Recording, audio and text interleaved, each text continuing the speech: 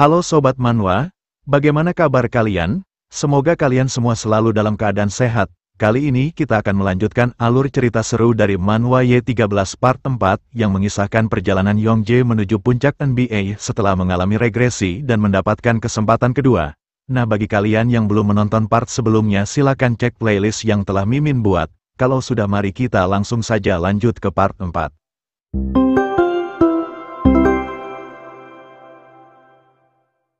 Pertandingan akhirnya dimulai. Pemain dari tim Pitzer mendapatkan bola di awal pertandingan. Di luar stadion, David bersama kakaknya sedikit terlambat tiba di pertandingan. Mereka sangat terkejut saat melihat jumlah penonton yang begitu banyak. Stadion ini sangat besar, mampu menampung setidaknya 5.000 orang. Biasanya jumlah penonton yang hadir tidak pernah melebihi 4.000 orang. Namun kali ini hampir semua tempat di stadion terisi penuh dibandingkan tahun lalu. Jadi tidak berlebihan jika dikatakan bahwa ini semua berkat momentum tim San Diego yang benar-benar sangat kuat. Semua penonton datang untuk menyaksikan penampilan mereka. Pemain tim lawan mulai menyerang Youngjae, berusaha menghadangnya. Pemain itu kemudian mengambil posisi untuk melakukan syuting. Melihat itu, Youngjae tak berusaha melompat untuk menghadangnya. Ia mengetahui kalau itu hanyalah gerakan tipuan karena step kaki dari lawannya tidak bergerak. Pemain yang ingin melakukan syuting setidaknya harus menjaga kaki bagian bawah mereka tetap pendek, namun lawan yang ada di hadapan Youngjae tak melakukannya sehingga Youngjae menyimpulkan bahwa itu hanyalah teknik tipuan. Benar saja, pemain itu tak jadi melakukan syuting. Ia merasa cukup kesal karena triknya ketahuan. Ia yang tak terima memaksa untuk melakukan syuting, namun Youngjae berhasil menyentuh bola tersebut. Akibatnya jalur bola sedikit melenceng dan memantul di pinggir ring. Semua pemain yang berada di bawah ring melompat untuk merebut bola rebound tersebut. Thomas yang berduel dengan pemain lawan di udara gagal mengamankan bola dan berhasil direbut kembali oleh tim lawan. Thomas berusaha menghadang pemain itu untuk melakukan syuting, tetapi pemain tersebut memiliki kekuatan yang sangat besar yang membuat Thomas terdorong. Dengan sedikit ruang, pemain itu mencoba melakukan syuting, namun Thomas dengan sekuat tenaga berusaha mengacaukannya, dan hasilnya bola kembali rebound memantul di sudut ring dan keluar dari lapangan. Pemain itu merasa heran dan sangat kecewa padahal menurutnya syutingnya barusan sudah sangat sempurna. Thomas tertawa sambil meledek. Ia mengatakan bahwa lompatannya lebih tinggi dan berhasil menyentuh bola sedikit di detik akhir sehingga jalurnya sedikit berubah. Youngjae dan yang lainnya menyemangati Thomas karena pertahanannya tadi sungguh luar biasa.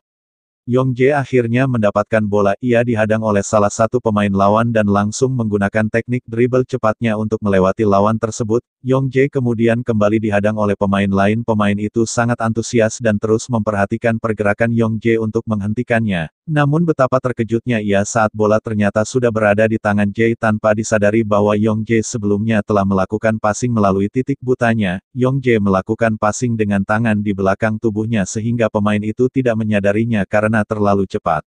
Dari jarak itu Jae langsung mencoba melakukan syuting 3 poin dan berhasil memasukkannya dengan sempurna. Melihat itu, pembawa acara mengatakan bahwa semua ini bukan sepenuhnya pengaruh dari Youngjae karena pada dasarnya setiap pemain dari tim San Diego benar-benar memiliki kemampuan hebatnya masing-masing dan Youngjae menambah kesempurnaan mereka. Selain yang sedang bertanding, pemain cadangan mereka juga terbilang cukup hebat yang merupakan campuran pemain lama dan baru. Dengan kemunculan Youngjae, tingkat keberhasilan tim San Diego di lapangan meningkat sangat drastis dibandingkan dengan tahun lalu.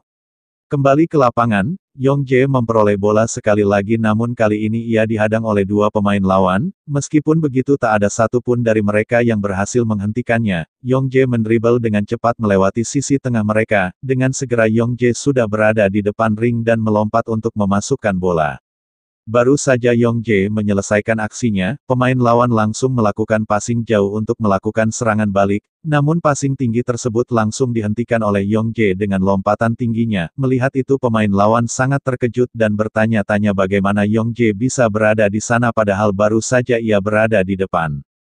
Pelatih Steve yang menyaksikan kejadian itu ia mengatakan bahwa dalam situasi one by one Youngjae tidak pernah sama terkecoh. Ia memiliki pengamatan yang tajam dari setiap sudut lapangan sehingga dia selalu siap untuk mengantisipasi kemungkinan yang ada. Begitu juga dengan Billy, ia merasa kagum sekaligus terkejut melihat aksi Youngjae. Billy mengatakan bahwa pergerakan Youngjae sangat efisien seolah-olah ia tahu apa gerakan berikutnya yang akan dilakukan oleh lawan dan langsung mengantisipasinya. Youngjae dengan cepat kembali berada di depan ring. Ia dihadang oleh seorang pemain lawan yang sangat kesal. Pemain tersebut bersumpah akan menghentikan Youngjae dengan cara apapun. Yong Jae tak gentar sama sekali. Sambil berteriak ia melompat untuk memasukkan bola, pemain lawan juga melompat untuk menghentikannya. Jae yang berada di belakang tertawa bahagia menyaksikan duel seru tersebut. Hasilnya Yong Jae berhasil memasukkan bola dengan lompatan spektakulernya membuat pemain itu tersungkur di lantai. Sorakan penonton menggema di seluruh lapangan. Lagi-lagi Yong Jae mencuri banyak perhatian. David sangat gembira melihat penampilan Yong Jae. Sementara kakaknya tidak bisa berkata apa-apa karena penampilan Yong Jae yang sangat luar biasa. Yong Jae bergelantungan di ring sambil menatap tajam pemain lawan yang mencoba menghentikannya. Sekali lagi semua penonton bersorak kegirangan.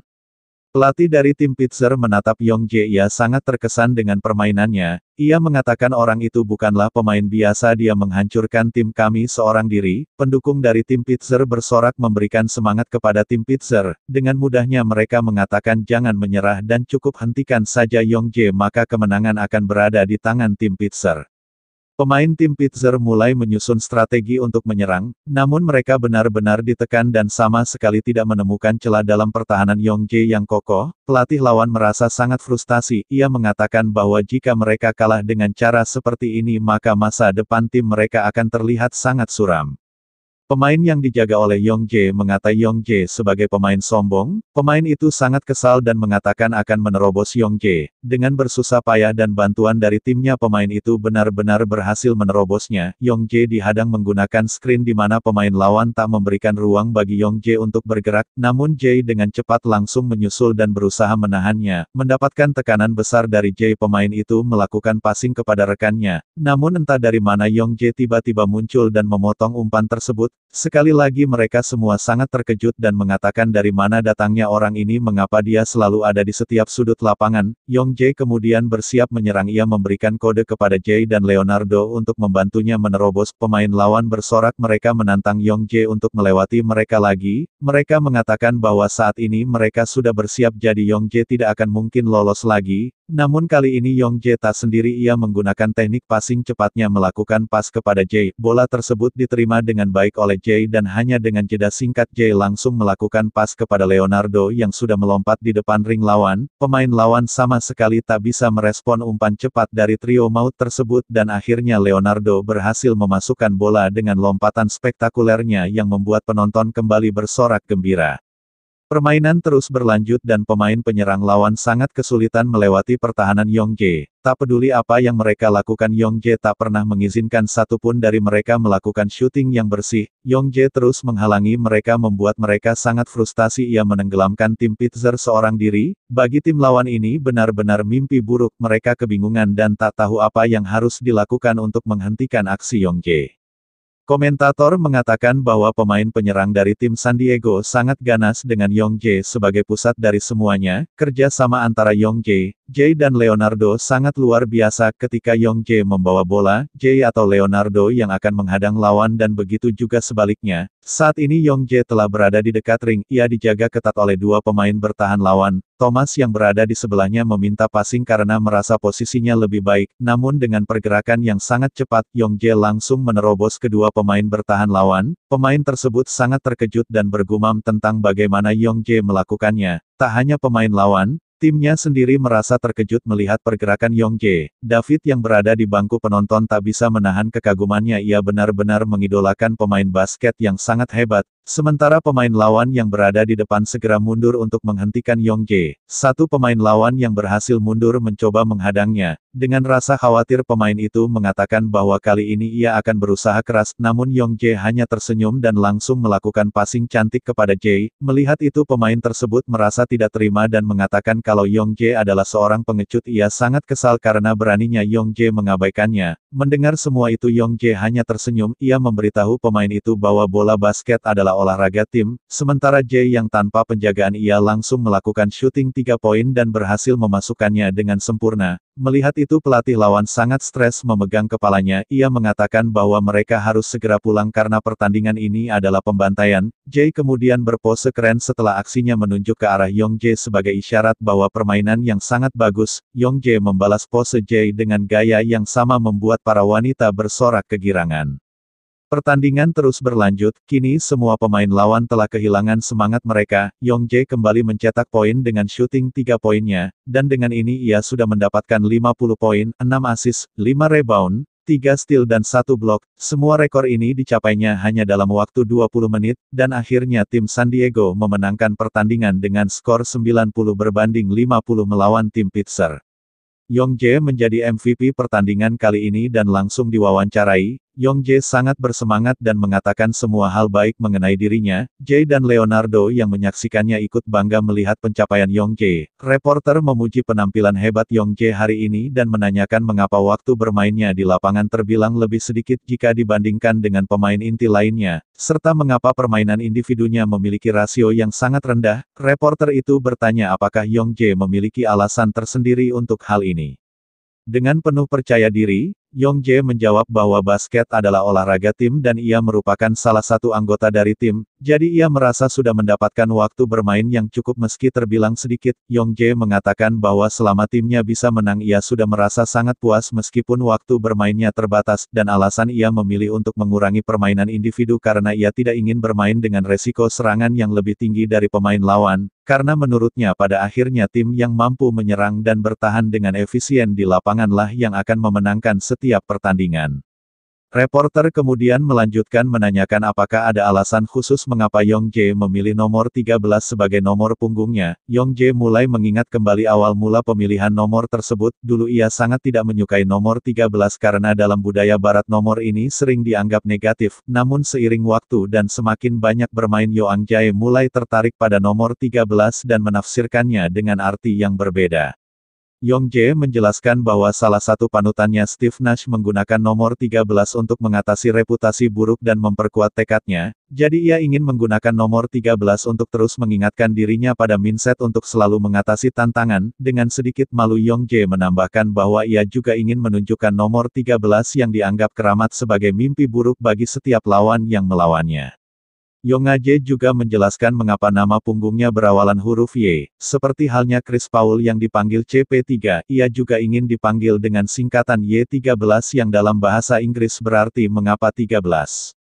Dengan nama seperti itu Yongjae ingin menjadi bencana bagi lawannya, di mana setiap lawan yang nantinya bertanding dengannya akan bertanya-tanya mengapa mereka harus melawan nomor 13 dan mengapa orang itu harus menjadi lawan mereka. Setelah wawancara selesai, Yongjae dan yang lainnya kembali ke asrama. Di kamarnya Yongjae memandangi sepatunya yang sedikit kusut dan mengatakan bahwa jika ia membiarkannya seperti ini maka sepatu tersebut pasti akan segera rusak. Ia akhirnya memutuskan untuk pergi memperbaiki sepatunya dan berpamitan kepada Leonardo yang sedang bersantai. Yongjae pergi ke toko tempat ia membeli sepatunya untuk melakukan perbaikan. Ia sedikit terkejut karena kali ini wanita parubaya yang menjaga toko tersebut. Yongjae kemudian menunjukkan sepatunya dan mengatakan bahwa ia ingin melakukan perbaikan. Wanita tersebut meminta maaf dan mengatakan bahwa ia tidak bisa melakukannya karena Yeon karyawan yang biasanya melakukan perbaikan sepatu saat ini tidak ada. Wanita itu bilang bahwa saat ini ia hanya menggantikan Yeon untuk menjaga toko. Karena situasinya seperti itu, Yongjae akhirnya pamit pergi dan mengatakan bahwa ia akan kembali lain waktu untuk memperbaiki sepatunya. Keesokan harinya Yeon kini kembali menjaga toko. Ia sedang menonton berita tentang Yongjae di laptop yang ada di hadapannya. Yeon sedikit tertarik dan mengatakan bahwa bocah itu benar-benar telah menjadi terkenal, dan tiba-tiba saja Yongjae langsung muncul dan membuat Yeon terkejut. Wajahnya merah dan panik karena takut ketahuan sedang menstalker Yongjae.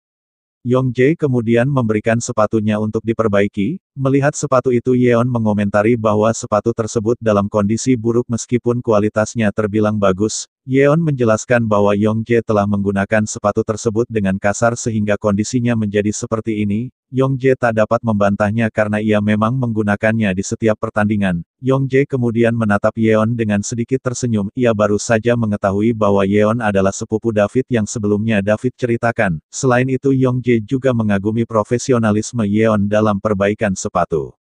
Setelah menunggu beberapa saat sepatu Yongjae akhirnya selesai diperbaiki, Yeon mengatakan bahwa biaya pergantian material adalah sekitar sepertiga dari harga produk. Dengan sedikit wajah memerah Yeon hanya meminta sekitar $4 dari Yongjae. Namun sebagai gantinya Yeon meminta Yongjae melakukan dua hal untuknya, Mendengar itu Yongjae sedikit terkejut dan menanyakan bantuan apa yang bisa ia berikan. Dengan bersemangat Yeon mengatakan bahwa untuk pertandingan pertama bulan Maret nanti Yongjae harus memenangkan pertandingan tersebut. Mendengar itu Yongjae tertawa dan mengatakan bahwa ia pastinya akan melakukan yang terbaik untuk menang, dan untuk permintaan yang kedua langsung membuat wajah Yongjae merah yang entah apa yang dikatakan oleh Yeon.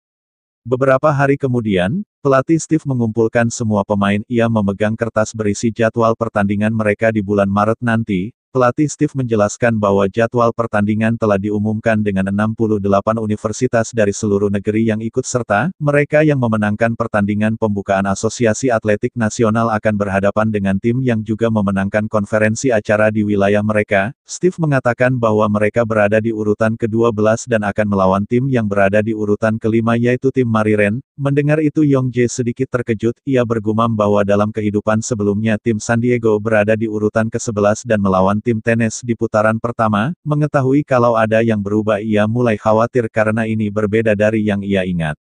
Pelatih Steve menegaskan agar mereka memberikan yang terbaik karena tim Mariren adalah juara top tier dari Asosiasi Atletik Nasional seperti mereka, terutama para senior mereka yang mampu menghancurkan moral tim lawan. Mendengar itu Yongjae merasa tidak seperti biasanya, ia sangat gugup dan merasakan perasaan yang tidak menyenangkan. Pertandingan di bulan Maret akhirnya dimulai. David dan ayahnya juga datang untuk menonton penampilan Yongjae. David sangat bersemangat dan tak sabar menantikan pertandingan hari ini. Suasana stadion sangat ramai, banyak wanita berdatangan hanya untuk menyaksikan Yongjae bermain. Mereka terus meneriakkan agar Yongjae menikahi mereka. Melihat banyaknya penonton, pembawa acara merasa senang dengan jumlah penonton hari ini karena baru kali ini mereka mendapatkan banyak penonton yang begitu antusias ingin melihat pemain Asia bermain. Di lapangan Yongjae mulai melakukan pemanasan dengan timnya. Ia melatih syutingnya agar tetap dalam performa terbaiknya. Semua tembakan yang dilakukannya masuk dengan sempurna. Namun ia masih merasa sedikit ragu mempertanyakan apakah ia bisa melakukan syuting dengan baik jika pertahanan lawan nanti menjaganya. Pelatih Steve kemudian mengumpulkan mereka semua dan menjelaskan bahwa selain dari 3 pemain inti dari tim Mariren, pemain cadangan mereka relatif lebih lemah. Mereka hanya memiliki 1 pemain tengah yaitu Jordan Williams yang merupakan seorang mahasiswa baru. Steve menyusun strategi di mana Cowell akan bermain di babak pertama dan ditugaskan untuk menjaga Jordan. Jay akan fokus pada pertahanan dan menjaga Eric Hayes serta Sean Mosley. Sementara itu Yongjae diminta untuk bermain secara bebas tanpa memperdulikan posisinya, dengan kata lain sebagai all role atau role bebas. Mendengar itu Yongjae terkejut dan tidak memahami maksud pelatih karena baru kali ini ia mendengar tentang role tersebut. Pelatih Steve menjelaskan bahwa Yongjae hanya perlu bermain sebebas mungkin di lapangan sesuai dengan instingnya untuk membantu tim. Mengetahui itu kawannya yang lain merasa sangat keren dan menyemangati Yongjae melakukan yang terbaik untuk membantu mereka. Pelatih Steve memilih strategi ini karena tim Mariren memiliki Gary Williams yang terkenal memiliki taktik luar biasa. Jika mereka hanya bermain seperti biasa, Gary Williams akan mudah mengetahui strategi mereka dan mengatur timnya untuk mengalahkan mereka dengan mudah. Namun dengan adanya Yongjae yang bermain secara bebas dan tak menentu, jalannya pertandingan akan terus berubah sehingga tak ada satupun pemain yang dapat memprediksi pertandingan. Yongjae kemudian menatap pemain lawan yang sedang berlatih. Ia meragukan dirinya apakah ia bisa melakukannya dengan baik kali ini. Sekali lagi pelatih Steve memberikan semangat. Ia menegaskan bahwa pertandingan kali ini akan merubah mereka semua dan membantu mereka untuk berkembang. Jadi Steve meminta mereka bertahanlah dan menangkan pertandingan hari ini karena ini akan menjadi pengalaman berharga bagi mereka semua. Mendengar itu mereka bersorak bersiap untuk bertanding dan memberikan segalanya pada pertandingan hari ini. Nah, mungkin sekian dulu pembahasan dari cerita kali ini. Jangan lewatkan kelanjutan dari perjalanan epik ini. Saksikan bagaimana Yongjae dan tim San Diego menghadapi setiap rintangan, mengatasi tantangan dan berjuang untuk meraih impian mereka. Apakah mereka akan berhasil mengatasi semua halangan dan meraih kemenangan yang mereka dambakan? Atau akankah mereka menghadapi cobaan yang tak terduga? Ikuti terus kisah mereka dan saksikan momen-momen menegangkan serta kejutan yang akan mengubah segalanya. Terima kasih, jangan lupa like, comment, and subscribe. Nantikan babak berikutnya dan saksikan bagaimana kisah perjalanan Yongjae menuju puncak NBA.